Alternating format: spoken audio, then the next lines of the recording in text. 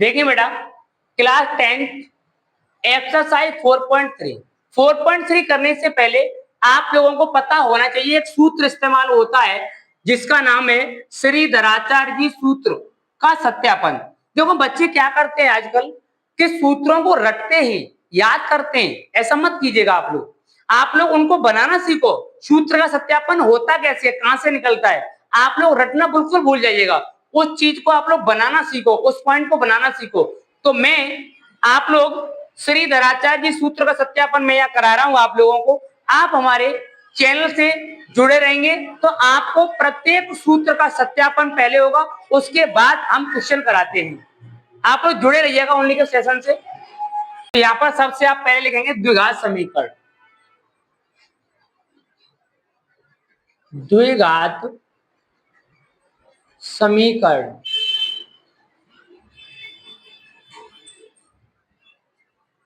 द्विघात समीकरण होता है बेटा हमारा a x square plus b x plus c बराबर 0। अब आप यहाँ पर ध्यान देंगे, श्रीधराचार्य जी के सूत्र का सत्यापन करने से पहले हमें द्विघात समीकरण की आवश्यकता पड़ती है। A x square plus b x plus c बराबर 0, ये होता है द्विघात समीकरण।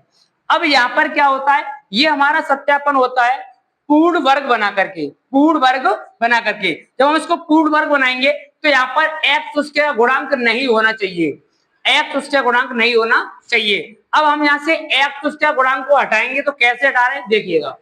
यहाँ पर लिखेंगे ए से दोनों पक्षों में भाग, दोनों पक्षों में भाग, यानी हमने ए पार्ट से दोनों पक्षों में भाग दे दिया। अब आप दीजिएगा भाग, तो ये बनेगा ए x square upon A plus b x upon A plus c upon a बराबर 0 अपॉन ए, यही बनेगा। देखिए ए से एक कट गया, अब ये क्या घटना रहेगी, ये क्या घटना रह जाएगी, किसी भी संख्या में 0 का भाग देते तो 0 आता है, वो यहां पर रह गया x square plus b upon a x plus c upon a बराबर 0। अब इसके बाद में हम लोग क्या करते हैं, अब ये हमारा द्विघात समीकरण का रूप है। अब इस वाली घटना में पूर्ण वर्ग बनाने के लिए हम लोग मध्य पद का आधा, देखो मध्य पद कौन है हमारा, देखो ये वाला पद होता है प्रथम पद, ये वाला पद होता है द्वितीय पद, ये वाला पद होता है तृतीय पद। तो मध्य पद सेकंड पार्ट कहलाएगा, इसका हम आधा करेंगे। क्या करेंगे, आधा। देखो b upon two, sorry b upon a, इसका हम आधा करेंगे, आधा हुआ तो ये बन गया B upon to A, B upon to ए। अब बी अपॉन टू ए का ही वर्ग जोड़ देंगे, बी अपॉन टू ए का ही वर्ग घटा देंगे इस वाले सवाल में। तो अब क्या बनेगी बात देखिएगा आप लोग, यहां पर हमें प्राप्त हो जाएगा x square plus b upon a x plus इसका आधा, यानी बी अपॉन टू ए का वर्ग मैंने जोड़ दिया प्लस सी अपॉन ए, और इसी संख्या को मैं घटाऊंगा माइनस बी अपॉन टू ए का वर्ग बराबर 0। यही वाली बात है ना। अब इस वाली बात को आप लोग हल कीजिएगा। हल करने का मतलब क्या है कि इसको मैं क्या लिख सकता हूं, इस वाले पार्ट को, यानी इस वाले पार्ट को x square plus b upon a into x, ये बन जाएगा b square upon 4a square plus c upon a minus b square upon 4a square बराबर 0। यही वाली बात बनेगी। अब आप देख पा रहे हैं क्या मैं इस वाले पार्ट को ये लिख सकता हूं x plus b upon 2a का वर्ग, x plus b upon 2a का वर्ग। यहां पर मैं इसको खोलूंगा तो ये संख्या प्राप्त हो जाएगी a का वर्ग प्लस b का वर्ग प्लस 2ab, 2 से 2 कट जाएगा, b upon a into x बचेगा। देखिएगा आप लोग x plus b upon 2a का वर्ग खोल रहा हूं मैं, ए यानी x square B square upon 4a square 2ab 2 into x into B upon 2a। Sorry 2 से 2 कटाना, अब क्या बचा हमारे पास एक्स स्क्वायर, इस वाली संख्या को आगे ले लो, ये बन जाएगा B upon a into x, यहां बच गया B square upon 4a square, यही वाली बात बनेगी। अब बताओ इस वाले पार्ट में कोई डिफरेंस नहीं है, तो मैंने इसको ये बंद कर दिया यहाँ पर। अब इन दोनों संख्याओं को आप उस वाले पक्ष में ले जाइएगा, माइनस की या प्लस की बन जाएगी, ये प्लस की है तो माइनस की हो जाएगी, यही वाली बात बनेगी। अब आप इससे फिलहाल कुछ नहीं कहेंगे, इसको हल करेंगे आप लोग, देखेंगे कैसे हल करेंगे हम लोग।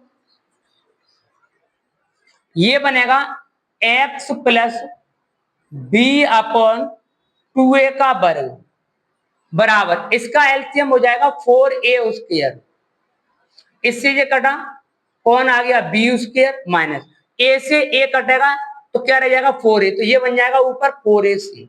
समझ गए आप मेरी बात को।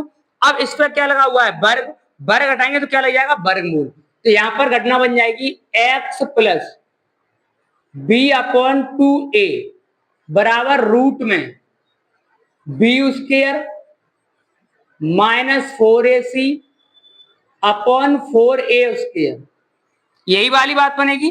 अब आप क्या करेंगे यहाँ पर कि इस संख्या को आप इधर ले जाओ, प्लस की है माइनस की हो जाएगी।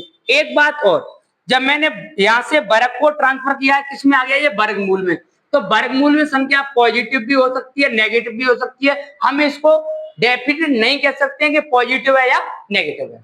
आगे चलते हैं, एक्स बराबर ये संख्या प्लस की इधर जाएगी तो माइनस की, आप यही लगा दीजिएगा 2a प्लस माइनस रूट में, देखो इसमें से कोई वर्गमूल नहीं आएगा ना, इसका निकल आएगा, तो ऊपर बन जाएगा b square minus 4ac upon 2a, दोनों के हर समान है तो आप एलसीएम हो जाएगा 2a, ऊपर रह गया minus b plus minus root में B square minus 4ac x one, यही आपके सूत्र का सत्यापन हो जाता है।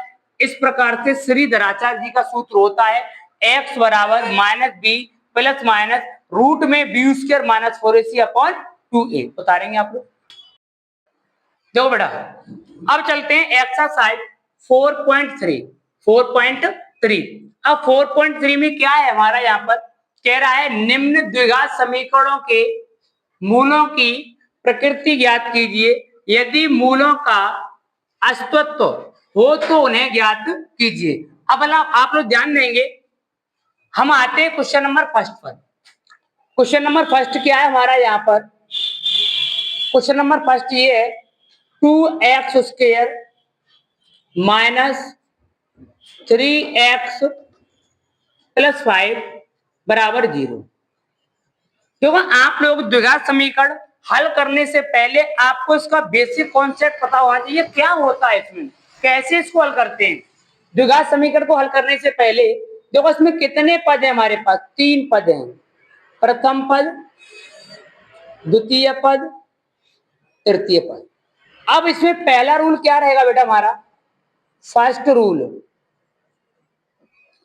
पहला नियम ये रहेगा पहले वाले पद का गुणा करेंगे तीसरे वाले में, यानी first into third, first into third. तो पहला पद क्या है हमारे पास, पहला पद है हमारे पास 2x स्क्वायर इंटू 5, 2 5 या 10, ये होता है 10x स्क्वायर, 10x स्क्वायर। अब सेकंड रूल में क्या करते हैं हम लोग, सेकंड रूल में ये काम करते हैं, जो हमारा गुणनफल प्राप्त हुआ है, क्या प्राप्त हुआ है, गुणनफल। अब इस गुणनफल को ऐसे दो भागों में तोड़ना है, ऐसे दो भागों में तोड़ना है, इस प्रकार से आप लोग बना लीजिएगा। यहां पर लिख दीजिएगा जोड़,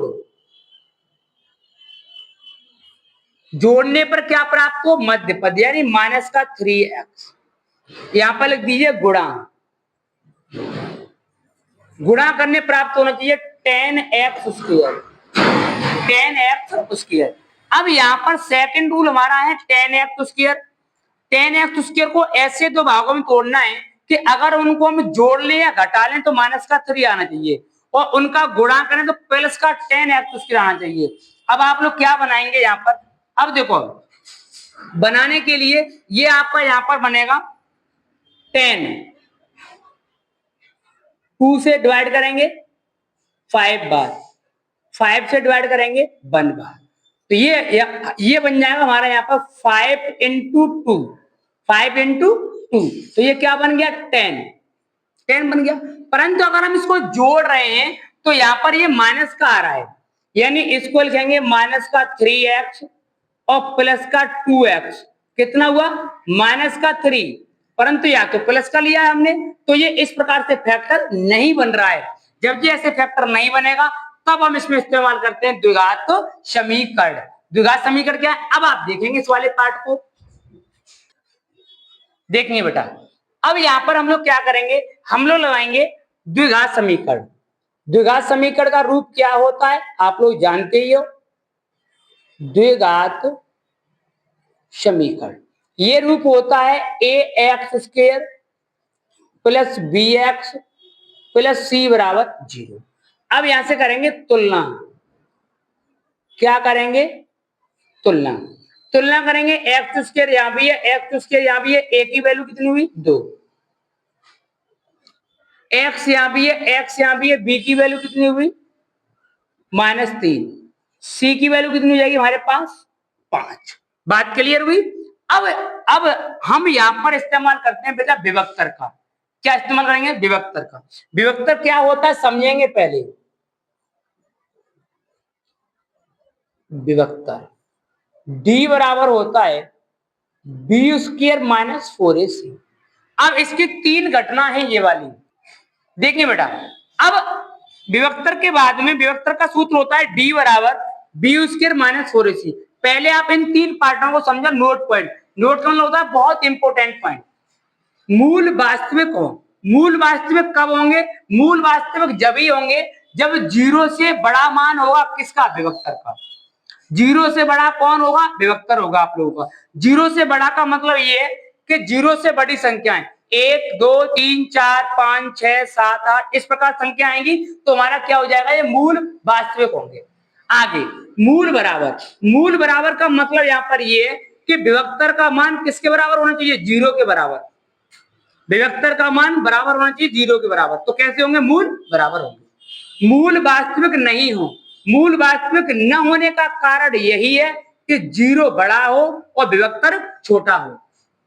विभक्तर का मान नेगेटिव में होना चाहिए तो आपका मूल वास्तविक नहीं होगा, मूल वास्तविक नहीं होगा, 0 बड़ा होगा और विभक्तर का मान छोटा होगा। अब आप चलते हैं इस प्रकार से, अभी देखिएगा। अब आप इस विभक्तर को 0 के बराबर दिखाओ पहले, तो b² माइनस 4ac बराबर 0। अब आप इसको इसके अकॉर्डिंग वैल्यू रख दीजिएगा। जब बताओ b की वैल्यू क्या है हमारे पास -3, -3 का स्क्वायर -4 इंटू a की वैल्यू क्या हमारे पास 2, c की वैल्यू क्या हमारे पास 5 बराबर 0। 3 का वर्ग क्या होता है 9 माइनस 5 दूनी 10, 10 चौका 40 बराबर 0। माइनस का 40 है प्लस का 9 है, कितना बचा माइनस का 31 बराबर 0। अब आप थोड़ी सी बात को समझेंगे, देखो यहाँ पर, अब यहाँ पर बात चल रही है 0 बड़ा है, 0 बड़ा है यहाँ पर और ये हमारा छोटा है, तो कैसे होंगे, मूल वास्तविक नहीं होंगे। देख लीजिएगा भाई 0 से छोटी संख्या माइनस की 31 आप लोगों की, तो ये किसमें पहुंच जाएगा, मूल वास्तविक नहीं होंगे। तो यहां पर लिख देंगे मूल वास्तविक, मूल वास्तविक नहीं है।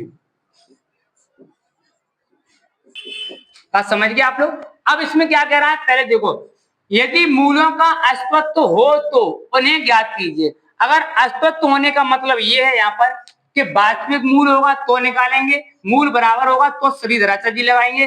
अगर मूल वास्तविक नहीं है तो हम इसमें श्रीधराचार्य जी नहीं लगा सकते हैं। अब चलते हैं क्वेश्चन नंबर 2 की तरफ। अब चलते हैं क्वेश्चन नंबर 2। क्वेश्चन नंबर 2 क्या है हमारे पास, क्वेश्चन नंबर सेकंड ये कह रहा है, सेकंड पार्ट यहां पर लिख दीजिएगा आप लोग, 3x² माइनस का 4√3x प्लस का 4 बराबर 0। यहां पे लिखेंगे द्विघात समीकरण।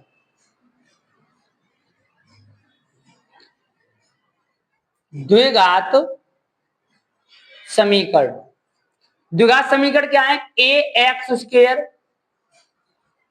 प्लस का bx प्लस c बराबर 0। अब आप लोग कंपैरिजन कराओ, यहां पर तुलना कराएंगे आप लोग। तुलना कराने पर x² यहां भी है, x² यहां भी है, a की वैल्यू कितनी हुई? 3। x यहां भी है, x यहां भी है, b की वैल्यू कितनी हो जाएगी? -4√3। अब c की वैल्यू कितनी हो जाएगी? 4। बात क्लियर हुई आप लोगों की? अब आप क्या करेंगे, यहां पर पहले विभक्तर लगाओ। विभक्तर,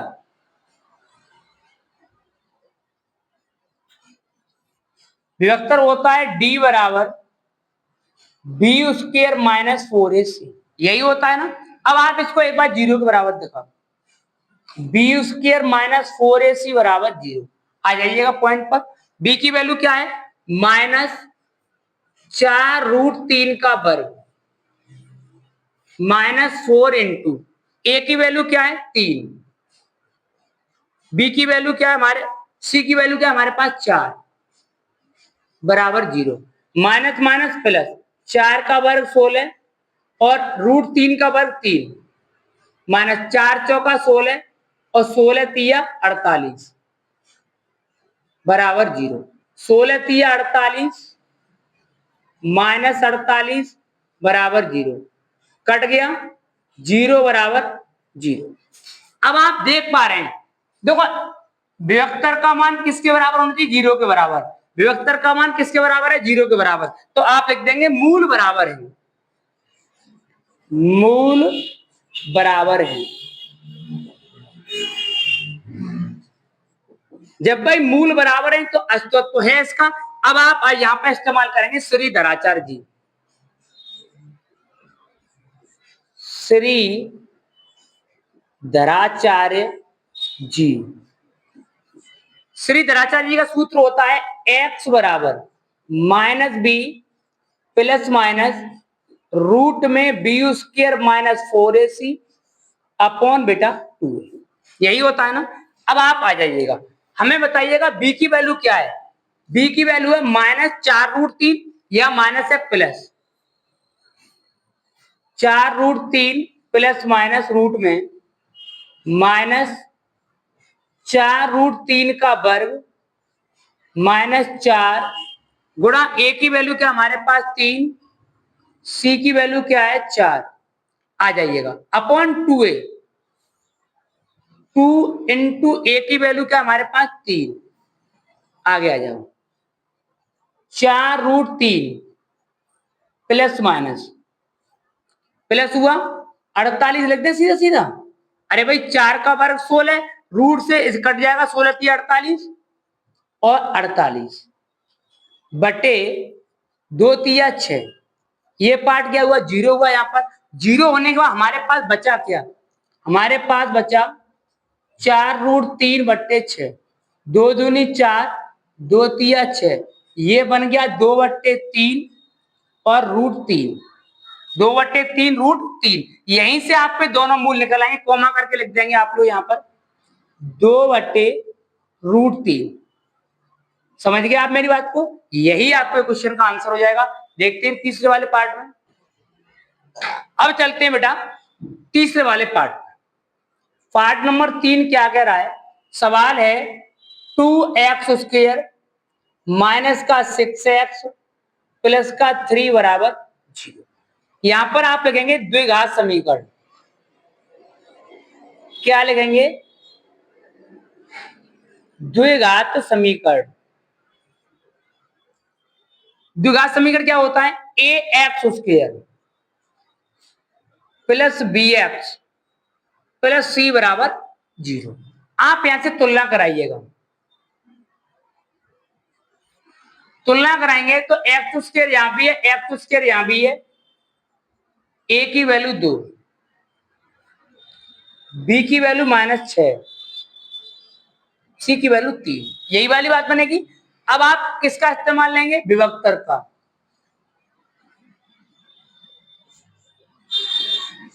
आप पार्ट याद करेंगे विभक्तर का।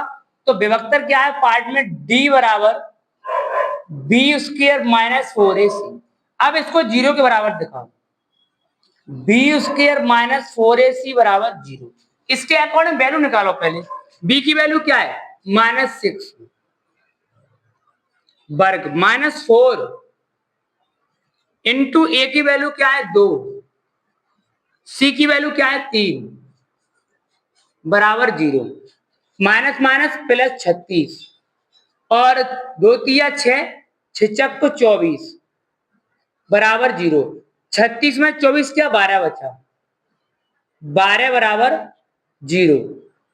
यही वाली बात निकलेगी। अब यहाँ पर थोड़ा सा आप लोग एडजस्ट कीजिएगा कौन से वाले में जा रहा है। देखो 0 से कौन बड़ा होना चाहिए? विभक्तर। तो 0 से बड़ा है विभक्तर, तो पहले वाले पार्ट में इसको लिए मूल वास्तविक है, मूल वास्तविक है।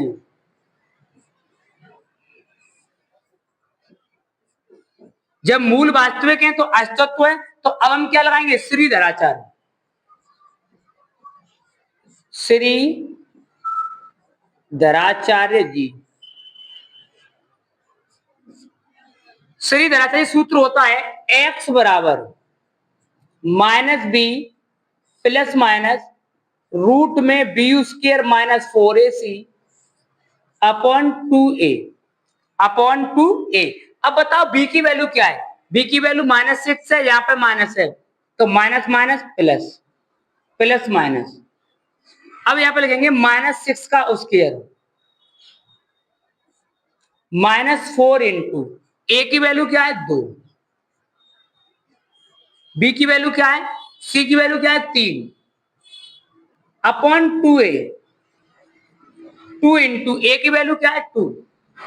आ जाओ, प्लस माइनस 6 का वर्ग 36 माइनस माइनस प्लस।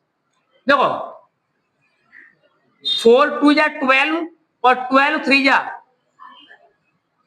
नहीं, 4 2 जा 8, 4 2 जा 8 और 8 3 जा 24, 24 अपॉन 2 2 जा 4। 36 में से 24 का क्या बचेगा आप लोगों का? 12।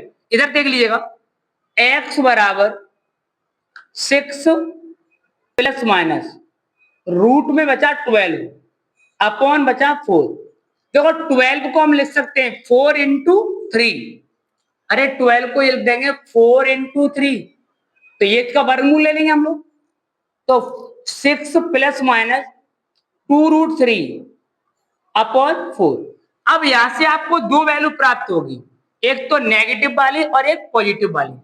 तो x बराबर 6 plus 2√3 upon 4 comma 6 minus 2√3 upon 4। 2 common आ रहा है ऊपर से, तो यहां पर रह गया 3 प्लस √3 अपॉन 2। 2 कॉमन लिया, 2 3 जा 6, 2 बन जा 2 और 2 2 जा 4। आगे यहां पर भी ऐसे कर देंगे 3 माइनस 3√3 अपॉन 2x बराबर, यही आपके क्वेश्चन का आंसर हो जाएगा। उतार लीजिएगा।